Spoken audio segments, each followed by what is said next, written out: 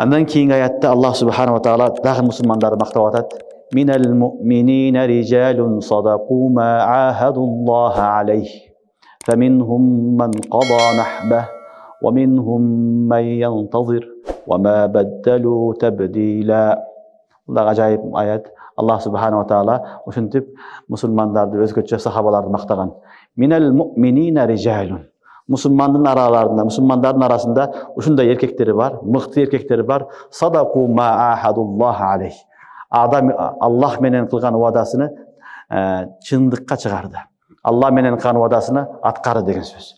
Мусулмандардын ичинде чынык эркектер не кылды? Алла менен кылган уадасыны аткарды. Фаминхум ман қада нахба. Алардын ичинде кээ-бирлери жанын берди. Уадасын аткарып, жанын берди. Ваминхум ман янтазир. Кээ-бирлери ошол жан бергенди күтүп турат. Вама баддалу табдила. Алар өзгөрткөн жок. Алар ойлоруну, кыялдарыны, ниеттерини өзгөрткөн жок дейт. Бул аятта дагы Аллах субханаху ва таала ошол өзүнүн сүйүктүү сахабаларын мактап атат.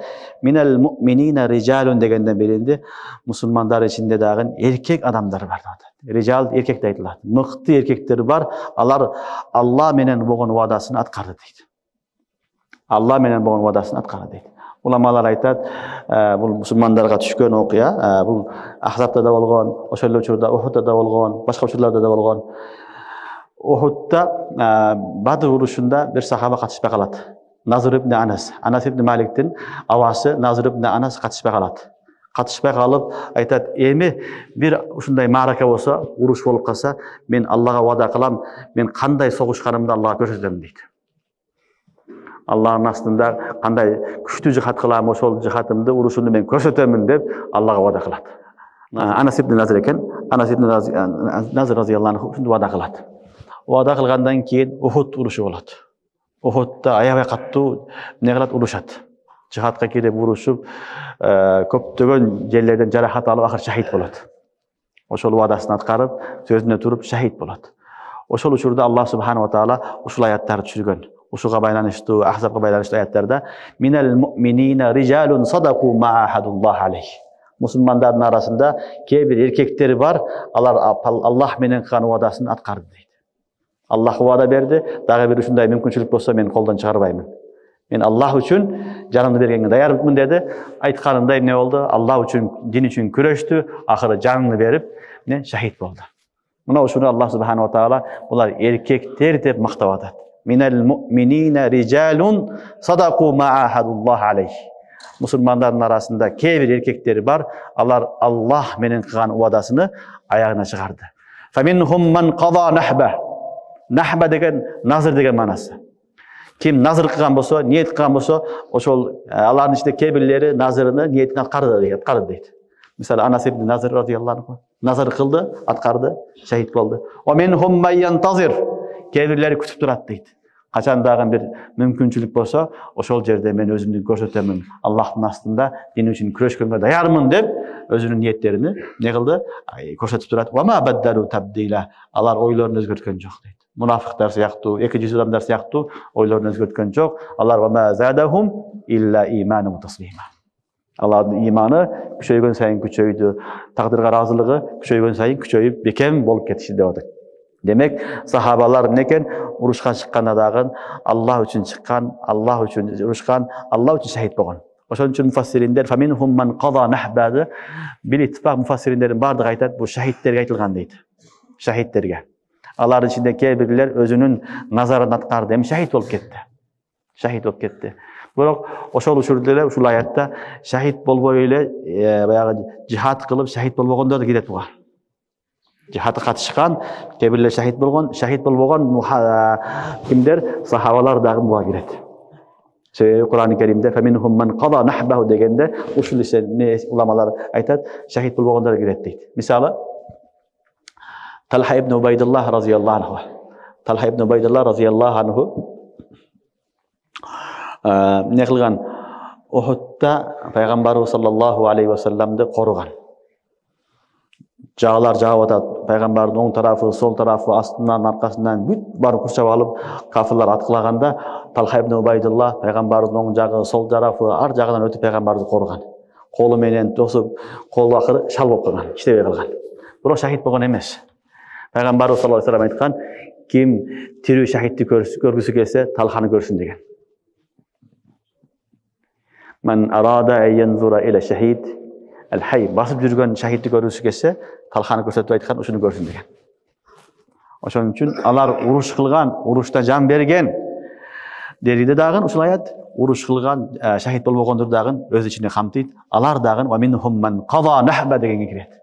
Ал сахабалар не кылышты? Өзүнө Алла үчүн жаныны арнады, Алла үчүн жаныны берди. Ва минхум ман янтазир. Алардын ичинде кээ бирлери дагы уруш болсо, ошого мен даярмын деп даярдыгыны, ирадасын билдирди. Ва ма баддалу табдила. Алар несини, оюну, фикирин өзгөрткөн жок дейт. Демек сахабалар уада кылды, уадасын аткарды. Сахабалар эмес, туугандар. Негизи мусулмандын бардыгы биз Алла менен уада кылганбыз. Бүт барыбыз Алла менен уада кылганбыз. Бирок уаданы унутуп калганбыз. Инналлаха иштара минал муъминина анфусахум ва амвалахум би анна лахумул жанна. Браво. Биз барыбыз Алла менен уада кылганбыз, унутуп калганбыз. Сахабалар кылган уадасын аткарган. Ал уада Кур'ан-ы Каримде Аллах субханаху ва таала Майда сүрөсүндө айтат. Майда эмес, Бакара сүрөсүндө экен.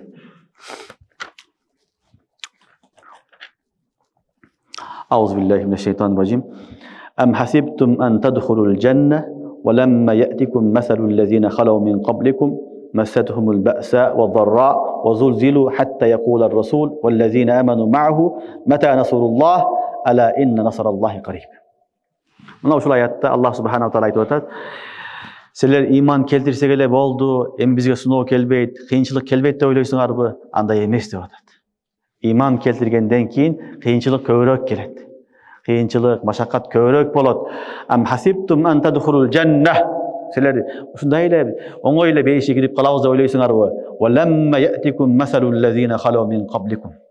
Силерден алдыңгылардын кыйынчылыктары силерге келген жок. Аларга ачкачылык, кыйынчылыктар келди, алар титиреди. Hatta yaqula'r rasul vellezina amanu ma'ahu mata nasrullah. Ушундай каттуу абал болду. Пайгамбар менен кошо эргешкендердин бардыгы Алланын жардамы качан келет деп бакырып жиберди. Алла таала айтты: "Ала инна насраллахи qarib." Демек, барыбыз убакыта кылганбыз, Алланын ыраазын табабын деп, анын үчүн биз жаныбызды, малыбызды бергенге даяр болушубуз керек. Жаныбыз, малыбыз, нафсыбыз Алла үчүн курбан кылганга даяр болуш керек. Себеби Аллах таалам не уада кылган. Ошон үчүн иман келтирсең эле бейишке кирип калбайсың. Иман келтиргенден кийин кыйынчылыктары да болот. Аларга дагы сабыр кылыш керек. Ошол кыйынчылыктан кийин адам тандалат. Бул кыйынчылык адамды не тазалап тандайт эми. Ким жарайт, ким жарабайт. Ким мухлис мусулман, ким эки жүздүү мунафик.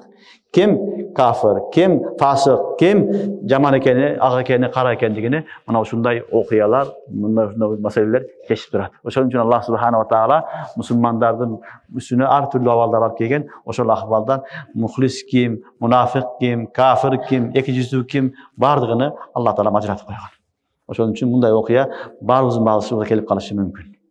Демек, дин ушундай нерсе, динге биз истикамат менен гана жетишебиз. Истикамат деген бекем туруу менен гана биз динди жеңебиз, ансыз дин жеңилип калышы мүмкүн. Ошон үчүн Аллах субханаху ва таала мактап атат. Алар ушундай адамдар, алар эмне кылды? Аллах менен болгон уадаларын аткарды деп атат. Биз дагы өзүбүздүн Аллах менен болгон уаданы аткарышыбыз керек. Алла менен каны уадабыз некен? Алла таала биздин жаныбызды, малыбызды баары сатып алган дейт. Бианна лахумул жанна. Бейиш беремин деп. Бейиш арзан жер эмес, туугандар. Бейиш арзан эмес ал. Ол кыйын. Эң кымбат нерсеңди берип, анан жетесиң. Жетсең, жетпей калсаң, жетпей каласың. Эң кымбат нерсе бейиштин баасы жок. Бейиштин баасы жок. Анын эч ким сатып ала албайт, баасы жок. Бирок Аллах таалага ошол эң кымбат нерсеңди берип отуруп, жаны малыңды, мүлкүңдү берип отуруп, анан жетсең, жетесиң, жетпесең, жетпей каласың. Ошон үчүн сахабалар уада кылды, уадасын аткарды.